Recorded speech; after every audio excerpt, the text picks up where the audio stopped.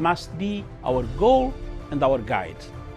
And all that we strive for as a human family, dignity and hope, progress and prosperity, depends on peace. But peace depends on us.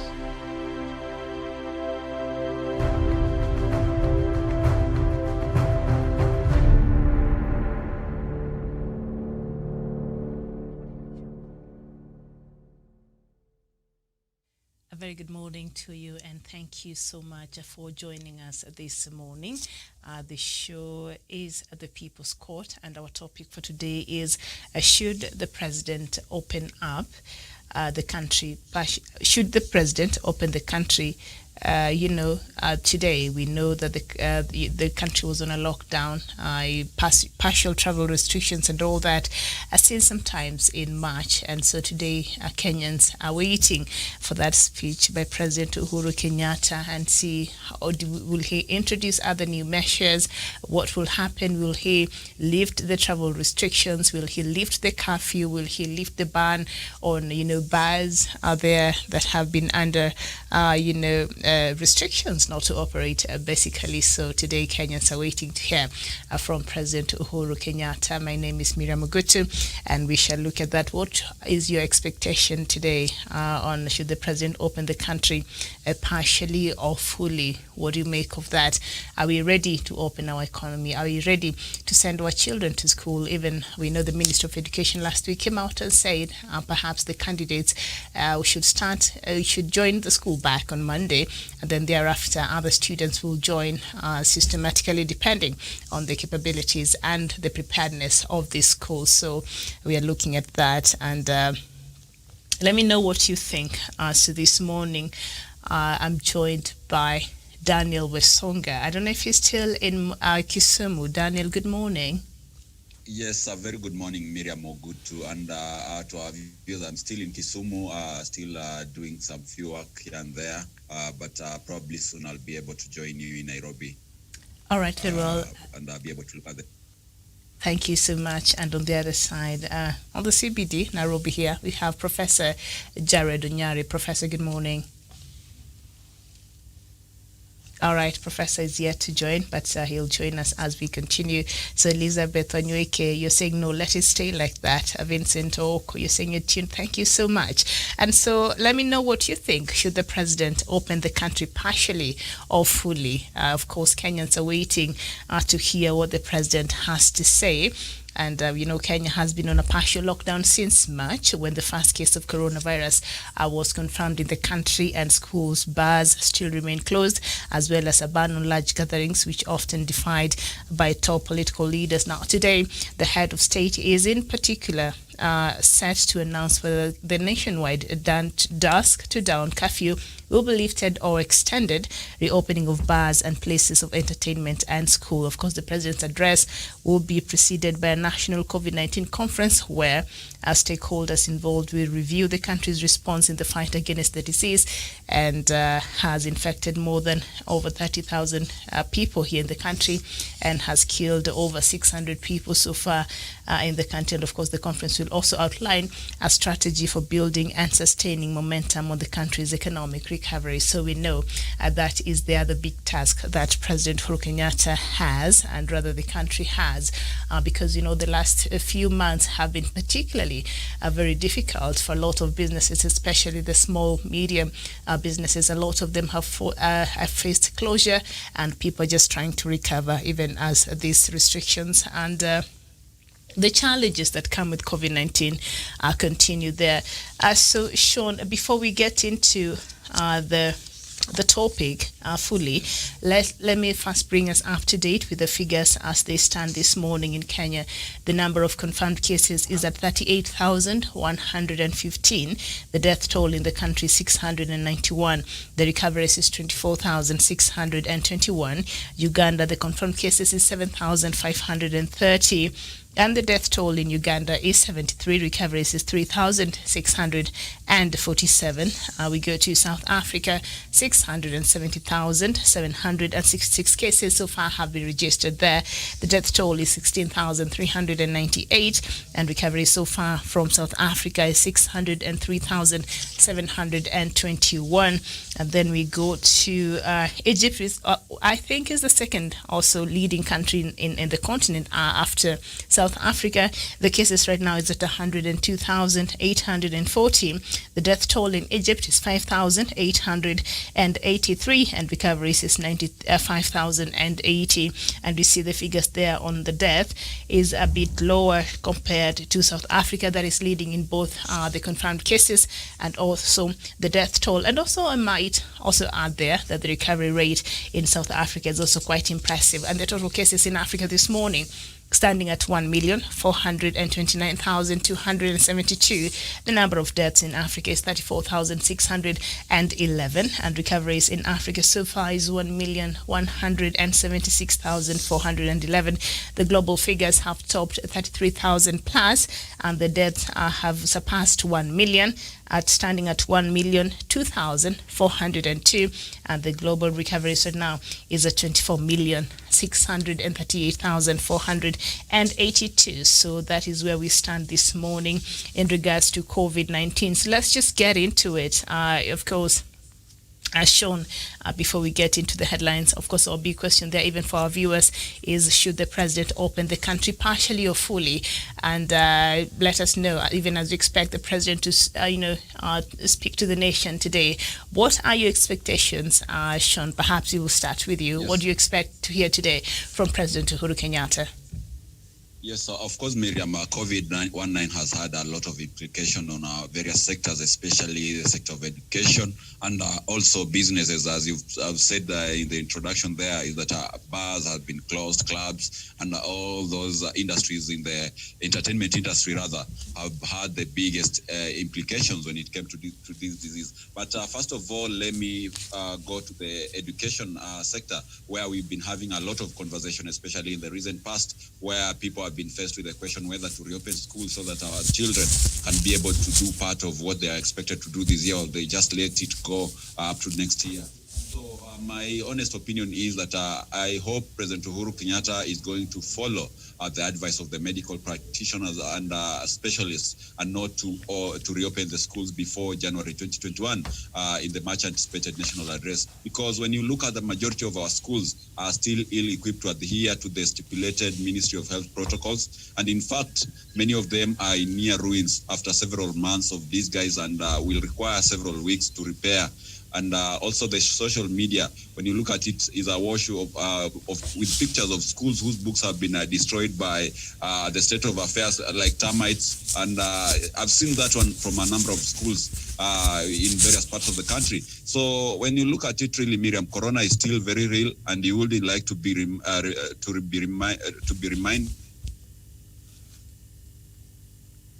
that sending children to a school is akin to sending them to.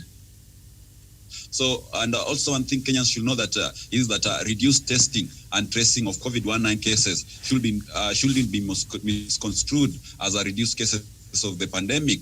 If truth be told, the teachers are not ready to receive the students in school soon enough, and the parents are not either ready, and both for the fear of losing their beloved children, and also the financial and preparedness of the parents, because this pandemic has put us into a very uncertain situation. And the children also, when you look at them also, Miriam, the children are not yet ready, prepared either. And when you ask many parents if they are ready to send their children back to school, or if the children are ready to go back to school, they'll tell you they are not at any particular point, because they have.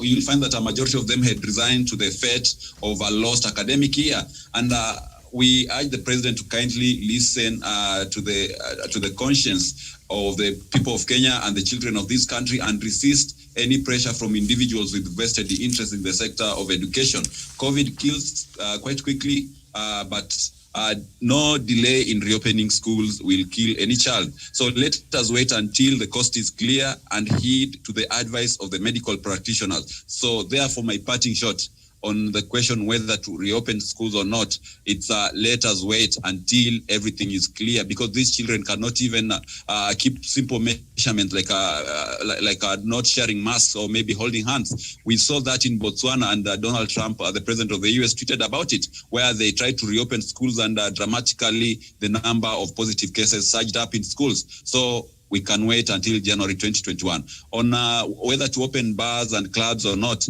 that will have to be directed by the epidemiologists and the people who are working in that particular sector in terms of health and how we can be able to put up measures. But of course, you understand, Miriam, when you go to the clubs, they are always very chaotic. Drunkards don't follow simple protocols. And even right now, with a few places of entertainment that have been allowed to operate, when you go there, you'll find the sad reality that people no longer adhere to these rules. So before we can be able to talk about reopening clubs, we should also look at the people's willingness to adhere to these measures, and perhaps maybe just to do a comparative analysis. You know, if we reach at a certain point where we have to open clubs, then it means that we shall be in a position where we can also be able to open schools. So to me, opening clubs and opening schools goes hand in hand. They are very, very similar scenarios, and both are very, very, very delicate to be called right now. Quite an interesting parallel there, Daniel, you're trying to draw as schools and clubs. You're saying they're similar scenarios. You would think clubs, adults go there, so they should know better and do better, but apparently that is not what happens there during happy hours, as they say. But also you brought in the issue of Trump and the concerns he raised about the schools reopening in Botswana and what happened. We know Trump is just perhaps not the best example we need to use when it comes to COVID-19, because we know he has been the one pushing for schools even to open in the US, and we know the US is the country that is leading in terms of confirmed cases in the world as well as deaths there. So Trump might not be such a good example there to use when it comes to COVID-19. Professor, a very good morning to you. Good morning, Miriam, Daniel, and our viewers. All right, so we just started here and we were looking at our question for today. We're trying to see, even as we wait for President Uhuru Kenyatta to speak to us today, hopefully later on in the afternoon, should the president open the country partially or fully? We know right now there has been some partial lockdown. The partial lockdown was lifted, that started in March, and right now we know there's a ban on large gatherings that has been floated, especially by our political class there. And we know there has been a ban on, bars and clubs not to operate. I was just being told a few minutes ago that there are even photos making rounds in the social media. The bars are fully working even to the wee hours of the morning. So basically all of those measures that were put in place to ensure Kenyans are safe or we reduce the spread of COVID-19 are just null and void. So perhaps people are asking if now everything else is going on and we see all these large crowds happening, especially with the political, our politics, which keep the temperatures are heightened every other day. So and we saw those gatherings out there, a lot of people coming out, and we don't see anything being done to them even after they flaunt these measures. So why should we not just have our children go back to school? And even as we answer that, should President Uhuru Kenyatta open the country partially or fully? What do you think? Miriam, thank you for that question. And that question cannot be rightly be answered by me, because this is a country which is guided by rule of law. We have got technocrats. We have got people to do the job. And the technocrats should be able to advise us. Are we safe or not safe? Do we open partially or do we not open partially?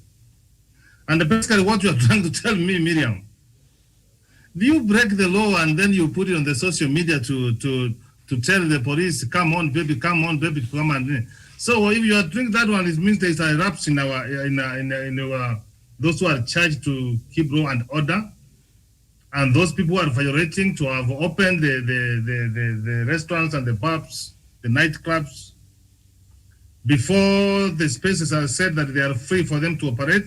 In fact, Miriam, They don't belong to be staying with us. They belong to be kept aside.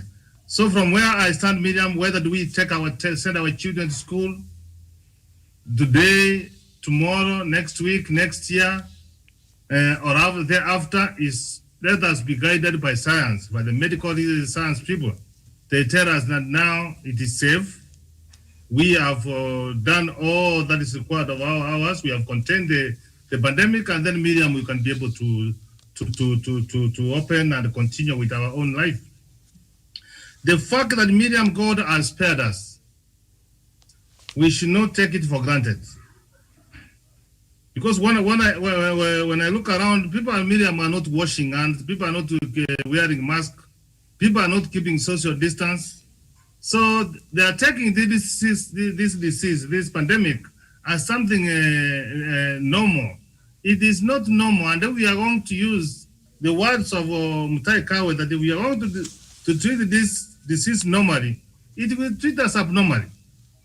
That's my case, Miriam. So I hope those who are charged to be advisors of the president, I hope they have advised him correctly. But if I were to advise him, and I hope the most advised person is the president, he has got all the intelligence. All that I see, the intelligence people are able to see, and they should be able to advise him. And if I were to advise him, I will punish the Kenyans, tell them, we were doing extremely very well. You have not kept the protocols. You are going to have 2 or 1 more month so that you ensure that you keep all the protocols. I submit, Miriam. All right, very well. And I see here in all the leading newspapers, no, not the Standard, but on the Star newspaper and also on the Daily Nation down there, I see Commercial Corona, the National COVID-19 Conference, our response and the road ahead in line COVID-19, and that is supposed to be happening between 2 p.m. and 6:30 p.m. today, I think. So it will be broadcasted live on all local media channels. So I think this is maybe one, that speech you're waiting, that state of address you're waiting from President Uhuru Kenyatta today.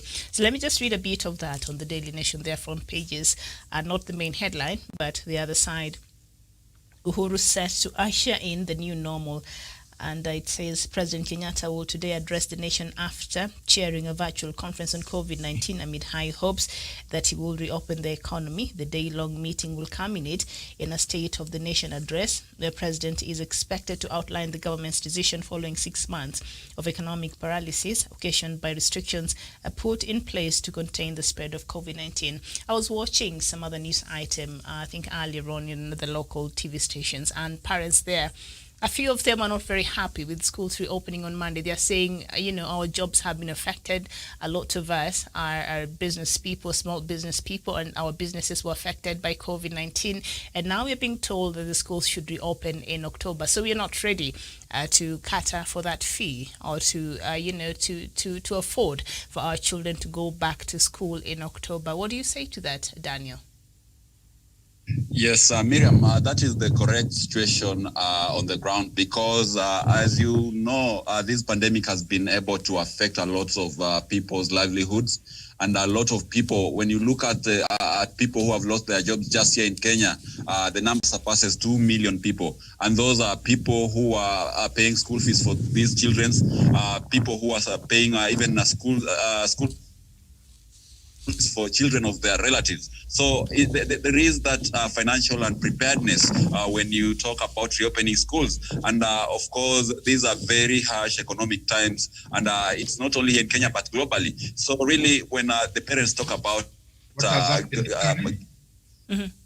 Yes, about getting time to be able to prepare themselves. I totally agree with them because right now as it is, you cannot just say that children go back to school in October, they do November, and of course, December is the festivities begin. So it will be better for the government if it can allow parents to prepare through this year, the end of this year, and then as also the schools put up the few dilapidated infrastructures that have been worn out due to long months of not being in use.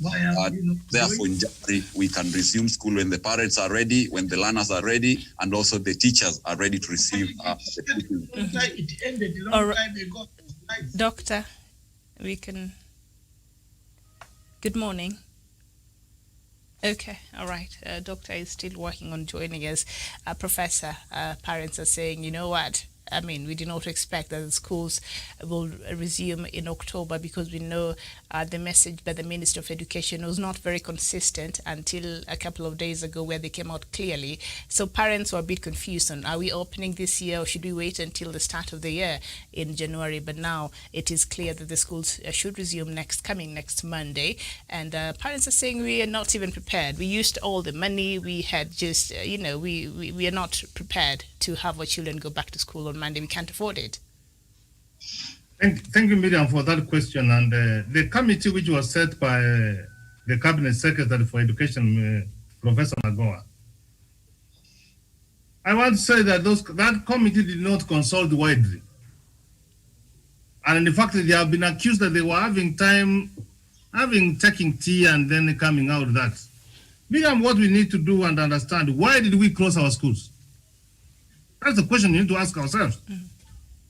And we had fewer cases. That's why we close our schools, so that children cannot be able to mingle and mix with each other. We have had now the numbers increasing.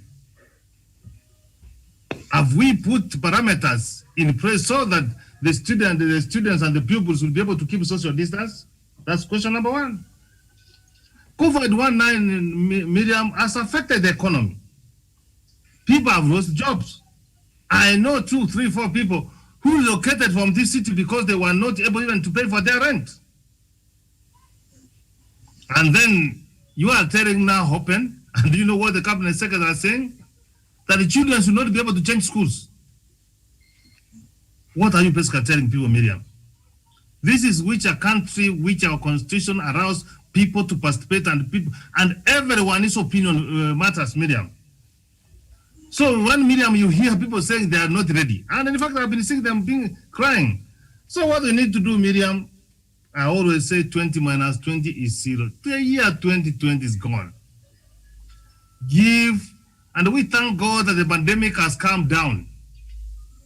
They give people these 2 months. We buy all the desks, we have even the tents, we have the washing station. I'm sure, Miriam, I don't know whether I live in Kenya alone or others live elsewhere. Even some schools, they don't have water, Miriam. Mm-hmm. So what are we basically, are we taking our children? And Dr. Masanga did say here, if we take our children and it happens, Miriam, that we go and close again, it will be so difficult to persuade parents to take their children back to school. You even say the half of a child, I don't know how a half of a child looks like to go back to school. So, Miriam, a government which operates well and treats people well is what to listen to the concern of its people. Don't listen to the few cartels who are trying to pressurize. They know what they have missed. But, Miriam, November and December shouldn't be the month with which we need to quarrel. Let us be prepared. We start from January. We will recover from where we stopped. Miriam. All right, very well. Doctor, good morning. Good morning, Miriam. Okay, when you're ready to join us, you'll let us know. Thank you so much there. Karen from Malindi, very good morning to you. Good morning, Miriam at the studio. Good morning, Professor Jared and Dr. Matsanga. All right, thank you so much for joining us, Karen. So we were just looking at today, we're expecting President Uhuru Kenyatta to give us the way forward, to know if he will lift the curfew, if, of course, the travel restrictions right now, even when you traveled on a public, vehicles, that's how you're supposed to sit. The vehicles are no longer carry a full capacity. So some of those measures, will they be lifted? I don't know. What is your expectation today? What do you expect President Uhuru Kenyatta will say?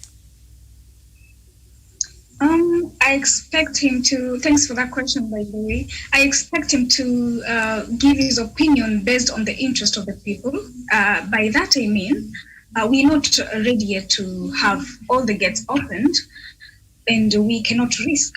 We have not found a vaccine yet, Miriam, and we cannot, as much as bar owners are complaining, matatu owners are complaining, because obviously they are getting half of what they used to because of the number of people occupying those matatus and all of that.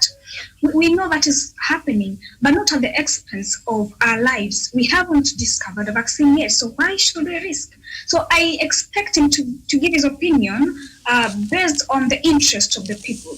You know, the lives of these people do matter, so that's what I expect him. Mm-hmm. So we know that the education stakeholders have proposed the schools to reopen between October 5th and 19th, while the Council of Governors proposed that learners in early childhood development education centers report in November. The COG chairperson, Wycliffe Oparanya, said the delay is to allow time for monitoring the COVID-19 infection rate. The council also proposed reopening of vocational training centers in November, and of course at today's meeting, the team will also discuss whether to adopt a change in school calendar, with June proposed as the new academic year. So now the Council of Governors there, Oparanya said a couple of days ago that perhaps the PP, I don't know, the preschools, maybe they should hold up a little bit. They should not be allowed to resume back, even as we monitor, the situation with COVID-19. The numbers keep fluctuating. One moment they go down, the next moment they go up. So it's very difficult to see if we have achieved the threshold of 5%, recording of just 5% of the infections there consistently for 2 weeks. It seems to be up and down, up and down. So there's no telling what kind of figures we'll be getting between now and November. But they're saying our younger children perhaps should stay home longer. They should not be allowed to join school. I think that makes some sense, Professor. I'm here. Oh, all right. Oh, you're back. Okay, go ahead. Miriam, thank you very much. Viewers, those watching us wherever you are, thank you. I have just jetted in from another studio, and I believe you watched my sentiments. They will not change. I am not going to say anything beyond what I have said before. Our behaviors have not changed. Miriam, if you look yesterday in Bumula and you look yesterday in Mombasa, if I were the president, I will first of all tell these people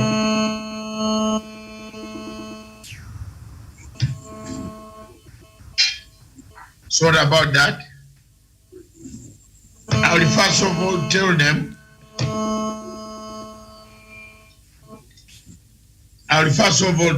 Karanja, just hold on the line. Miriam will cue you in.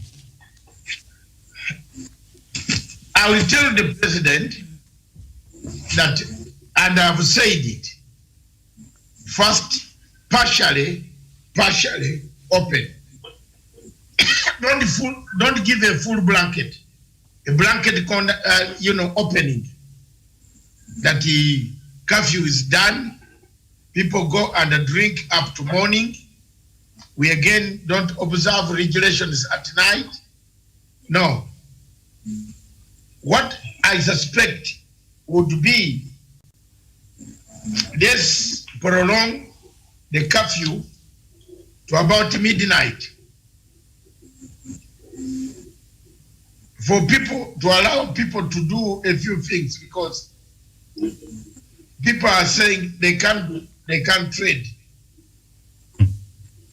They can't trade. I don't know where they will trade when they are sick. They can't. I don't know where they will eat the economy. I asked one journalist on KBC today whether he eats the economy. Do you eat the economy? Where is the economy? Have you seen the economy? Do you eat it?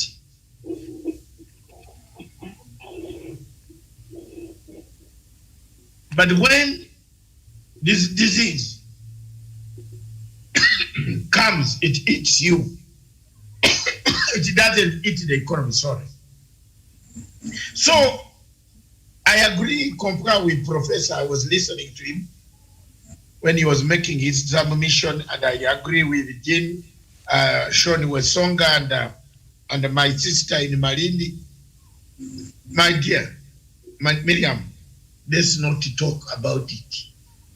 Ikitu, if I were the head of state in Africa, I should see the logistics in Europe. What they are doing in Europe, they are closing back.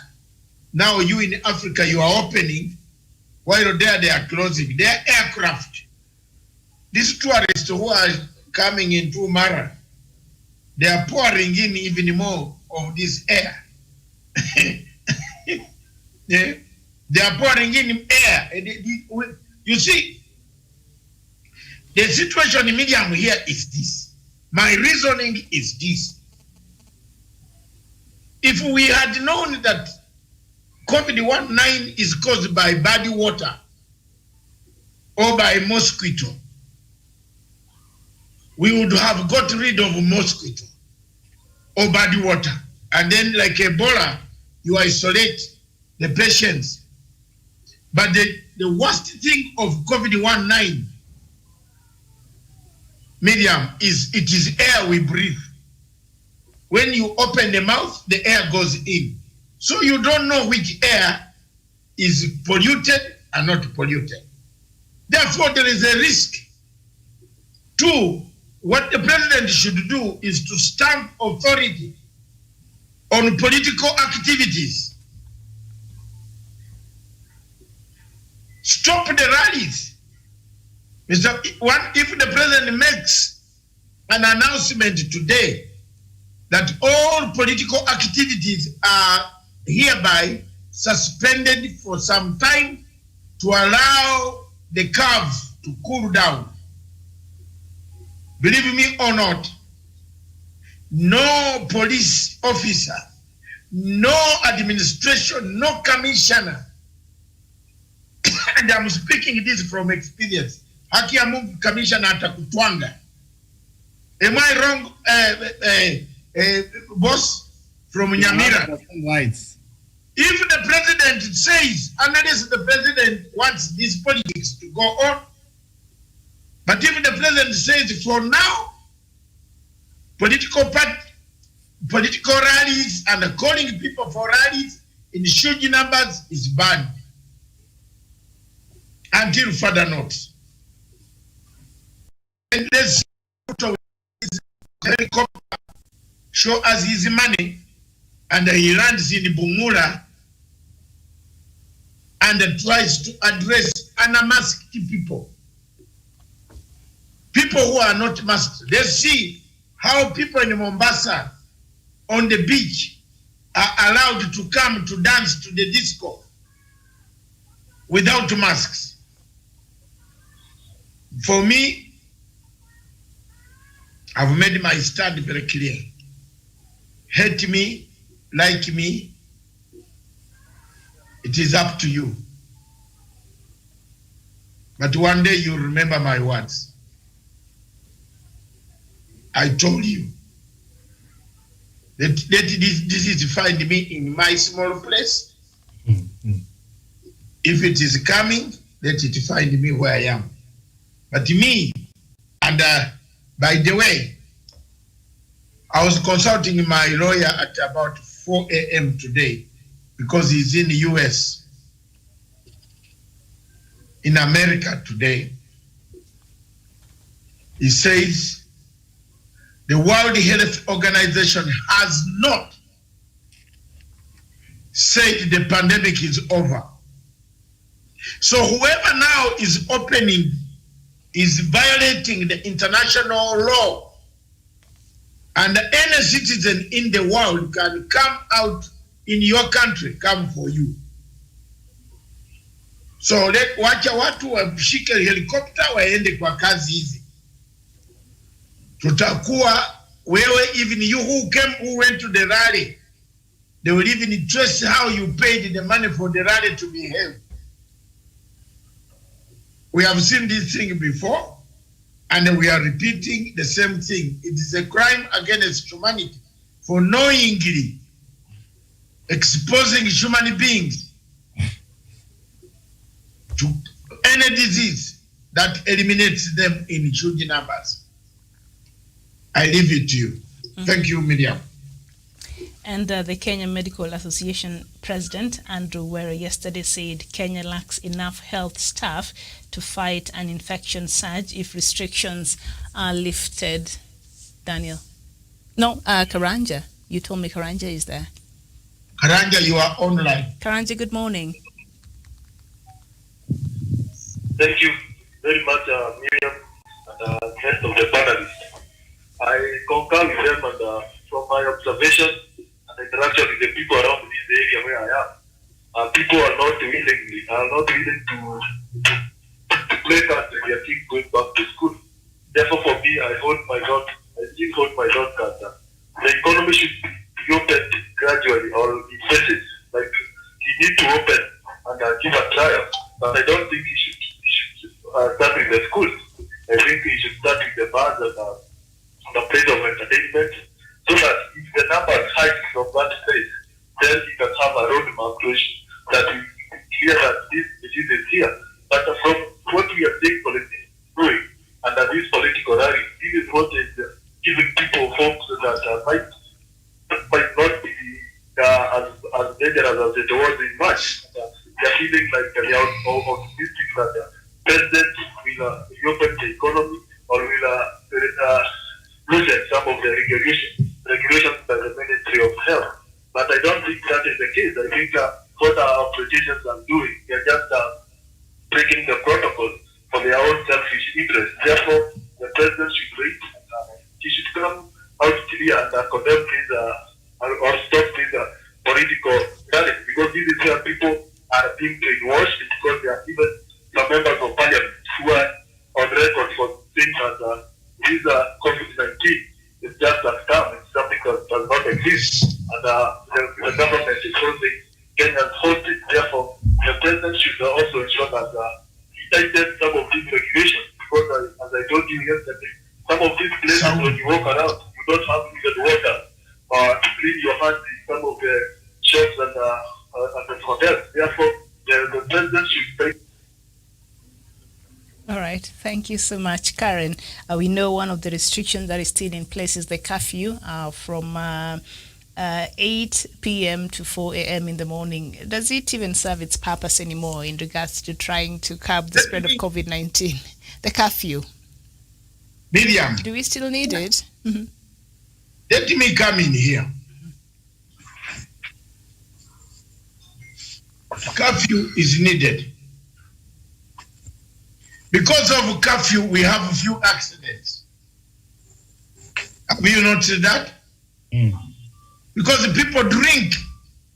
You know, COVID-19 is teaching people so many things. Watu wanakunywa, wanaingia kwa gari, wanaendesha, they find you have just come out of your house, very innocently driving your family home. You are waking up to catch it, to avoid the fog around Naivasha, Tigoni area. He comes and rams on you and your family. He has been in a nightclub from 7, is getting out at 5. So this curfew, kwanza ikue. Ikuweko. Kama president anataka asukume curfew mpaka midnight. Watu waanze from midnight, hakuna kukunywa, uende nyumbani, upoe na chichwa, pombe iende kwa toilet. Then urudi kwa steering. I'm honest, I'm talking as an African. There's nothing wrong with that. Go to the toilet, the more times you go to the toilet, the more we drink alcohol. We know it. The more you go to the toilet, the more alcohol gets out of your body. Then you become sober. And then take a shower then you can drive your car. The president can start curfew from midnight up to 6. That would be very good while observing how hotels operate. Because most of the people who are complaining are the people who cheat their husbands and their wives. That is also a very serious reason that they are complaining. They are seated at home. Okay? They are seated at home. They go and spend most of the time there eating very good hotel food. Then they come back with sukuma wiki. These are realities. And we need, yes, if there's anybody who has not done that, show me. Put up your hand. Let one person say, yes, you have not done it because you don't drink. I'm telling about people who drink. You don't drink alcohol, you drink water. Miriam does not drink alcohol. Or maybe because he's responsible. That's why he doesn't do that. He doesn't eat outside. And you are not, if you drink, you are not responsible. Because there are people who drink, but they still take care of their family. So but there are people who don't really care. So I think it's just I think that is a better statement. Yes, that's what I meant. Yes. My family has never lacked food. Yes, that's what I meant. Yes. And we are even better organized than those who don't drink. Whom you know very well, their role is to look for either gossip or some other things. Because when you drink, you lose gossip. You don't have more gossip. You concentrate on your alcohol and go home. But if your head is very clear, current, you are always thinking of bringing story. Oh, nani huyu. Oh, bibi huyu. Oh, ule alikuwa hapa. This is rubbish. They are here. They say an idle mind is the devil's workshop. But if you are intoxicated, what time do you have to make a gossip? What time? Where is it? Umekunywa pombe imeingia kwa kichwa, you can't gossip. Yeah. But the people like yes, deputy president anakaa hapo ana plan what to do. Anakunywa bia. Sisi tunakunywa. Why should we hide? Didn't Jesus change the wine into water into wine? Kwa nini nyinyi mlaumu Jesus? Wine is not whisker. It's not beer. No, it is part of it. Doesn't it intoxicate? Wewe wachana boss. Doesn't it intoxicate mzee? It intoxicates. You drink 5 wines. Those bishops in the church, they hide us. You know, have you ever drunk of church wine? No, actually, wine has more alcohol content compared to beer and others. So if you're looking at intoxication, wine has more alcohol. Very much, Miriam. Yeah. I think it's just a matter of choice. Doctor, and some of us who don't drink, we love to read and do other things, so, to keep us busy from gossiping and all that. So, I mean, it's okay. We have other options. I am not saying. Yes. Also, and we cook. Miriam has clean. To be reminded yes. that Pipe said a little wine is good for your own digestion. Yeah, I hear that also. Thank you so much there. So, Karen. Miriam. Yes. This point is stressing behavioral. Yes. I think it's a choice. It's a personal behavior thing. Behaviors. You ask the question, what do we do? What does the president do? We are suggesting. The president is meeting the scientists, but we are telling the truth. We are telling the truth. In fact, mzee, hii curfew ilikuwa inasaidia sana family. Watu wanakaanga nyumbani sasa. Some men don't sit at home. They don't even know which child has got Jika, which child has got a Tony trouser. They don't know. Why are we domination? People don't know. They come very early morning, 3 a.m. And then they are going to work at 1, at 7. The children are still in bed, they go. They don't see the children. When a father reaches the office, the wife says, do you know Monday is sick or Barbara is sick? Barbara is sick. Then you now panic with the shoes, tell your manager, can somebody stand in for me? My daughter is sick. Because you came at 4 a.m. But Barbara, that is bad manners. Please come home early. The doctor. Karen, the curfew, does it serve the intended purpose anymore? Yes, and I agree also with Dr. Matsanga. Barbara gets home very early nowadays. And you know this, the women were complaining that they were appreciating the fact that the curfew has brought their men closer to them. So, this bonding time is also important. So the curfew has brought them together, the bonding thing. So it should be there to bond people together. It's very important. So it has served its purpose. And it's also necessary because prior to the curfew... But the initial purpose was to restrict the spread of COVID-19. Family is not even in mind. But family has benefited. Madam Way, yes. Madam Way, Madam Way, Medium, Madam Way. Let me tell you in French, it was to stop COVID, but it has helped other manners. Other behaviors have been cut off. The side effects have been wonderful. Yes. Any researcher, anybody making a report to the president should also suggest, and if the president has not been suggested to, Mr. President, we would like to suggest to you that this curfew, if it was possible, leave it for another 1 month until the curve comes zero. We want children, COVID children, 9 months from June, 9 months from April. The children are going to be many. Kenya needs more children also. Okay. Yeah, there was a report here, Miriam, you are hiding. There was a report in the paper that the Kenya population is not there. There was an NGO that had gone to America or Britain to look for money to encourage families to be together. To their countries where even the preschools are closing because there are no children to attend. You're right, Doctor. I agree with you.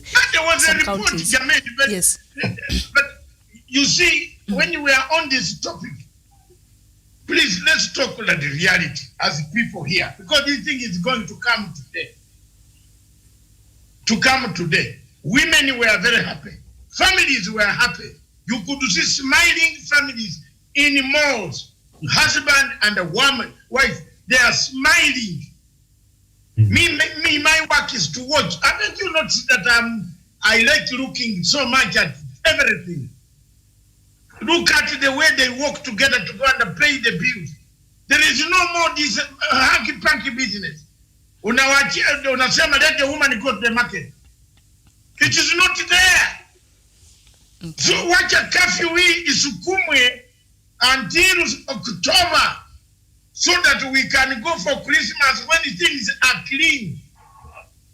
Hii mambo ya kutoa curfew leo watarudi kwa night club by December tutakula hapa this Christmas kama tunalia machozi. Doctor, but wanaenda nightclub. I've seen the photos making on social media. They go to nightclubs till even morning. The nightclubs which are opening illegally.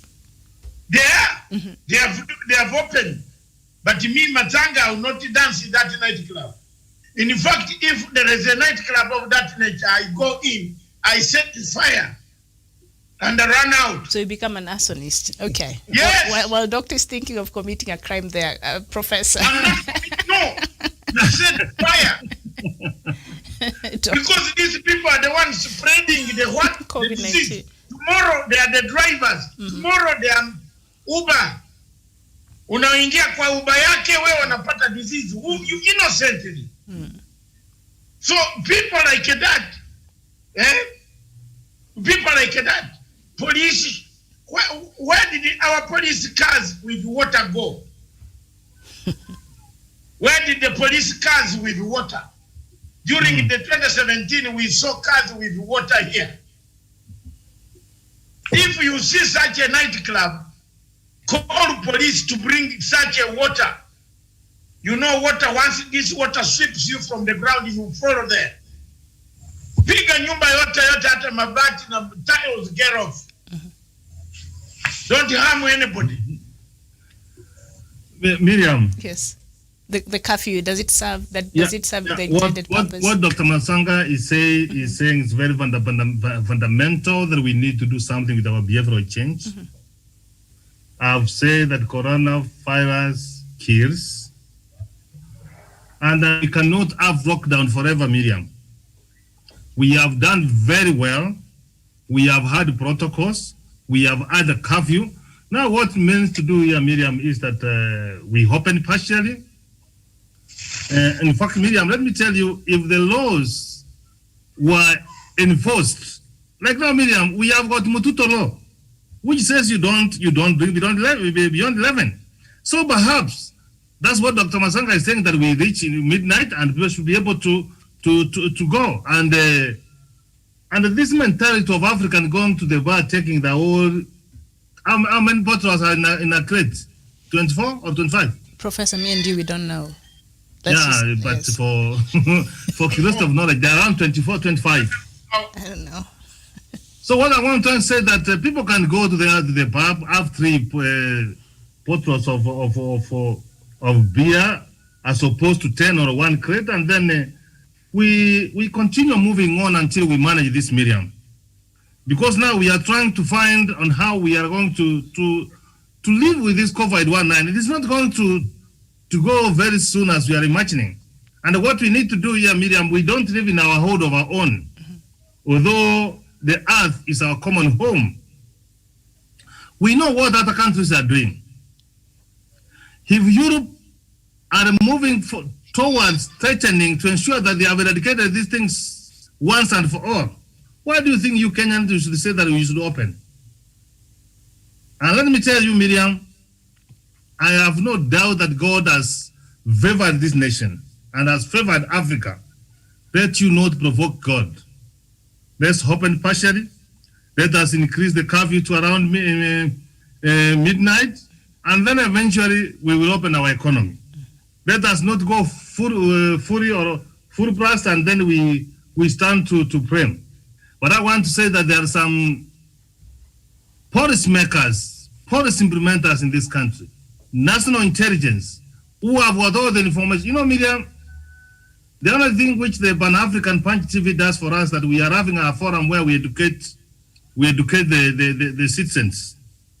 But the intelligence of any country should be able to have the intelligence that we have, so that they can be able to correlate it, help the president to make a better decision. Now we need to take this country forward.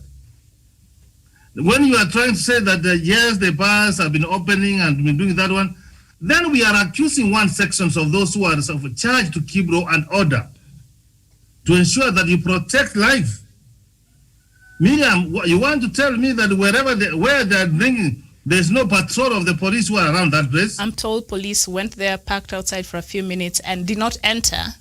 People ran away and then the police just went. I think even the police are tired. They're human beings. So Miriam, what we need to do is that we need to take this one serious. Let us not treat COVID-19 as a joke, Miriam. That's my take. What we need to do now, as Dr. Masanga is trying to say, is behavioral change. And what I want to say that when you take the pro and cons of COVID-19, in fact, there are more benefits as opposed to the negative effects of COVID. Because now we have known on how to treat ourselves. We know how to think outside the box. We know how we need to be closer to our families. Some people are now becoming more responsible, save for the negative things which have happened in the country. But what we need to do, Miriam, let us try to change our behavior and be our brothers and sisters keepers. And I have this concept that, Miriam, that I can have it, you can have it. Protect me, I protect you. All right, thank you so much, Daniel. The curfew, does it continue to serve its intended purpose, or we don't have a use for it anymore? Yes, Miriam, as Dr. Matsanga has said there, that the curfew has really helped us wipe away a lot of social evils that are really bedeviling our people. If you go to hospitals, the number of casualties resulting from road accidents have dramatically gone down. When you look even socially in the family setup, a lot of husbands, a lot of wives, children who could hardly spend times with their family to be able to bond and be able to propagate the family unit back home, and the family unit has really been brought together by this pandemic. So therefore, to me, I think the curfew has been quite effective, owing also to the fact that our numbers, since they started the curfew rules, the numbers of cases have really been maintained to the minimal level. So, and also, when you look also generally crime, the crime rate in the country, across the country, has really gone down. We do not have issues where people's houses were broken into at night, or maybe people were attacked by marauding gangs at night while going on with their businesses. So I think it has had all the positive impact on this country. Only the downside part of it is that the clubs and those people who used to work during the night have been denied the opportunity to do so. But we always say, if it is for the good of the nation, if it's for the good and the interest of the people of this country, so be it. And that is what it should be. So to me, I think it has been effective. All right, thank you so much. Yeah. Dr. Karanja. To crown that, before Miriam, you crown it. Mm-hmm. What is the public interest? Mm-hmm. Every time in Kenya, people talk about public interest. Is the curfew not in good public interest? Oh, yes. Have you heard of a murder? Have you heard of murder? Which murder have you heard of? Except domestic murder. This carjacking, Mr. President, where is it? Night killers, where are they? Those who carry people and kill them from dirty west in the Tapa West. They are now smiling. They are waiting for you to open the curfew, then they come for us at night. We are aware of those, that people kill people at night. People scheme. But now, 9 o'clock, hakuna mtu kwa barabara. Ati muizi sasa, unakuatana na polisi usiku, anakuuliza unaenda wapi, unatoka wapi, kazi gani? What work do you do at night? Where is your badge? Where is your ID? Kama hakuna, anakurarua kopa. Yes, anakupiga risasi. Yes. And that is why people are feared coming out. You cannot control an African without a bullet. You show me which African country where you have controlled them without a bullet. Where? Show me one. Show me one. Even in America now, you see Trump is finding a way of not accepting results of elections. Because he has found out that everything is going highway. Small boys who are still going to the toilet to susu are on talk molesting a very big man. A very heavy man, tall 70 feet, is being molested by talk boys. When you ambie, yeah, it has helped us, mzee. Hii curfew imesaidia sana. Sukuma mwezi ngine, in fact kama unasukuma paka mwezi ya nini, wakunywe paka midnight, lakini sukuma paka December, crime will be low. Police will not be doing criminal calling. They will be doing some work. Police could start even building a bridge. We have police forces that are building a bridge. Army is building a bridge. In Uganda, the army grows maize. In Uganda, the army grows sugar cane. That's why Uganda has got a lot of sugar excess. If you wanted sugar from Uganda, you get it. Because the army, the UPDF, have got a full over 60 miles of land, 200 miles, digging from mechanized department of agriculture of Uganda People's Defense Force. They have got cows, they have got milk, plenty. So when you give people a chance to louse around and then start killing others, that's not very good. I am very happy. But the question I want to put to Kenyans, what is the public interest? Is it in the public interest to open this disease, invisible disease, to all of us? Is it in the public interest? You want to open the disease to us. Some of us have hidden very far. Those of us who are above 58 are hiding. Then you want to bring these guys to be more in the pubs, nightclubs where we want to go. We shall not even survive. Miriam, look at an example of Uganda. I don't know whether you are hearing me properly because the microphone was very far. Yes. Yeah, okay. The example of Uganda. At the moment as we speak, Uganda's figures have hiked because Museveni allowed people to do election campaign. That campaign is causing a lot of rough, sharp spine cords are breaking. People are worried. The places where disease had not gone, it has already started going there. So, Jamen, public interest is the most important item.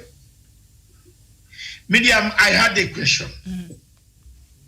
I found when you had already done the newspapers, isn't it?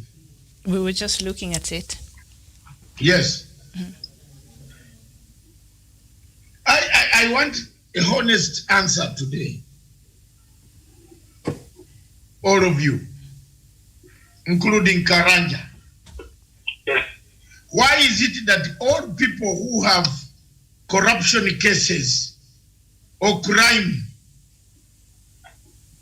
they run to the Deputy President's office or to his house?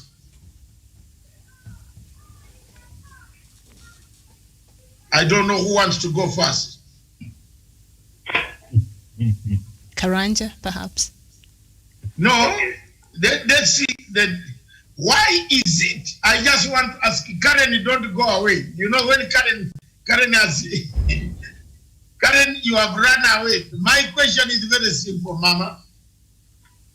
All people who have committed some criminal crime, they are in the camp of the Deputy President. What is the problem?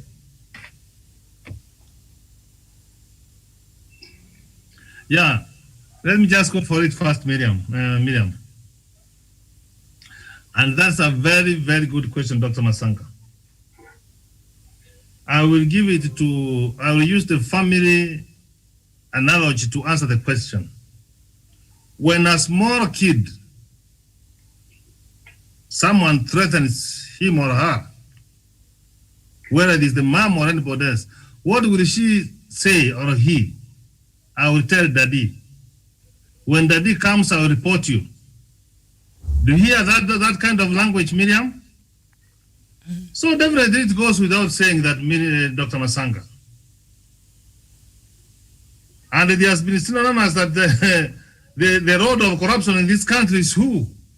Google the name. Which one comes first? The Deputy President of the Republic of Kenya. I did say here yesterday, birds of the same feather flocks together. Remember, the Prime Minister and the President have committed themselves under the 9-point agenda of fighting corruption. Dr. Masanga, we have had cases in this country who opposes any corruption cases. Instead, you are subjecting yourself, saying that the investigation be carried out and that those who are found culpable be charged. Who came very open to tell us that we have not lost 21 billion, it's only 7 billion, as if 7 billion is not money. as if it is your money, saying it is only 7 billion. How much money have you stolen from us if 7 billion does not matter to us? So you saw what they were doing in Kajiado, cascading Huduma number, Dr. Masanga, where the deputy president and the president themselves were the first people to take their biometrics data. So, Dr. Masanga, an answer to your question, and unless he divorces himself from what we think and what we perceive, if you have said those people are corrupt, that they have indulged themselves in corruptions, wherever they are going to, running to walk to, is as corrupt as them.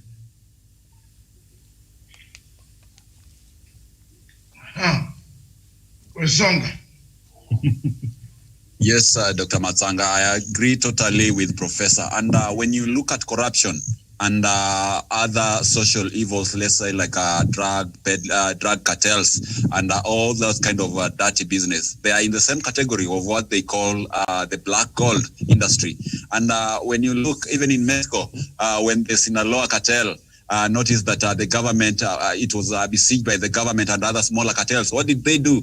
Because of interest, they had to put aside their differences with the Cali cartel and come together so that with much concerted efforts, they can be able to hit at the government as well as all the other smaller enemies. And that is what happens in corruption. These people are not bound together by the social interest, rather they are there by their own personal interest. And their interest is because we've been found capable of committing corruption crimes, and the government is on our necks. Whatever we can do is to form a unity of purpose and be able to fight the cause of justice. And that is what they are doing. They can never lie that to people that they are bound by principle in advocating for the interests of the Kenyan people. These are people who are united to make sure that they launch scathing attacks on the war against corruption. They attack our investigative agencies. They attack the good agenda and the working government of President Uhuru Kenyatta, so that at the end of the day,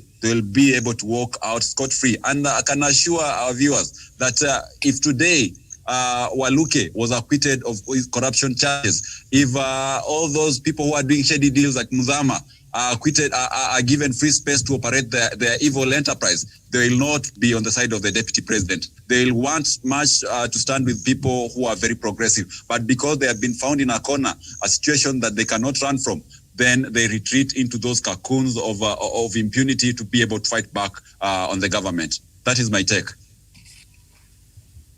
Karen, thank you very much, Wesonga. Before I come to Karanja. Dr. Matsanga, my gadget was misbehaving. So would you please bring up the question once more? The question is, almost every MP, including Asha Juma, yours, in Malindi, is associated to the deputy president. Why?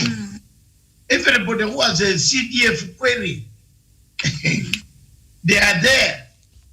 Why? Why? And then the thing that pains me most is when these people start hammering the president in the presence of, Miriam talked about the Huduma number. Now, if you talk about the Huduma number, the president was the first person and deputy who took Huduma number. And we shall look at Huduma number in the unfiltered today. So the photographs of the president and the deputy taking these numbers, please, you prepare them some or medium, so that we see. These are people who preach to us to have the Huduma number. Then now they have come to say it is a very, we must reject it. Why so? Thank you very much, Dr. Matsanga. And I would like to address that question this way.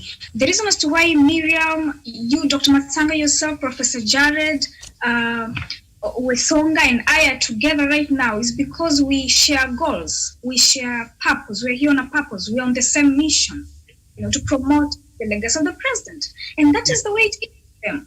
They share a purpose. They are on a mission. They share goals. So what do you people expect? Obviously, never. It's as simple as that. Professor just said, birds of the same feathers flock together. So I think it answers everything. Wow. They share goals of theft, of looking for where the money is tendered tomorrow. Yes. Okay. Karanja in Nanyuki. Yes. Summarize it for us in short words.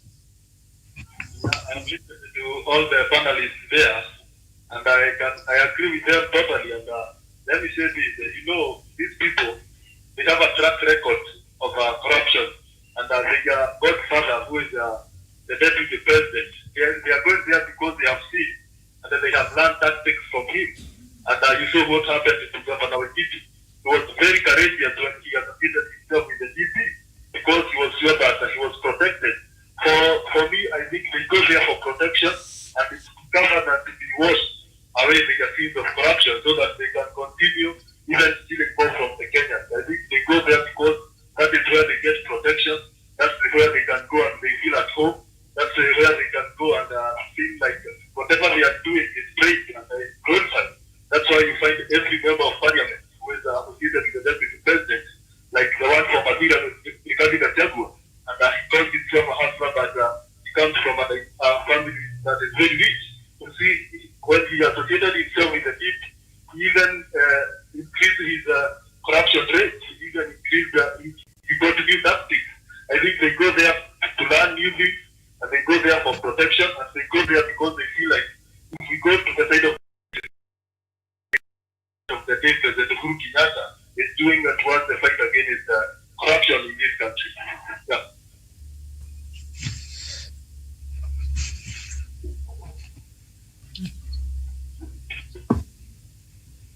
All right, very well there. Okay, thank you so much, Stephen. Yes. Yeah. You have finished Karanja? Yeah, and that is why you find that when they go around, they go there trying to paint the image of a president because they think that the president is on a mission to destabilize corruption in this country. That is why you see them say that we are targeted because they know that for real, they are the people who, when corruption is measured, the fight against corruption, they know they are the target. That's why they go there because their godfather is there and their chief who protects them and who shows them tactics and a new method to embezzle public resources. Thank you very much, Karanja. Thank you, all of you. I think basically there are two things that are picked from. I was putting this question because I'm writing a paper on why like polls don't attract, but unlike polls attract. So I reached a point why if you are corrupt and this one is corrupt, you attract. There must be some science that has changed. And that like polls attract. Now that is where I am. So you've given me a clue, especially Karen, thank you very much. The word that I was looking for, common goal. Common goal to go and steal. Common goal to make sure that Uhuru Kenyatta does not succeed. Common goal to make sure that Raila Odinga is maligned. Common goal to make sure that the money is utilized. And there is something very strange. How do you tell people you are a hustler? Hustlers. Hustler. I agree with that word. The word hustler is very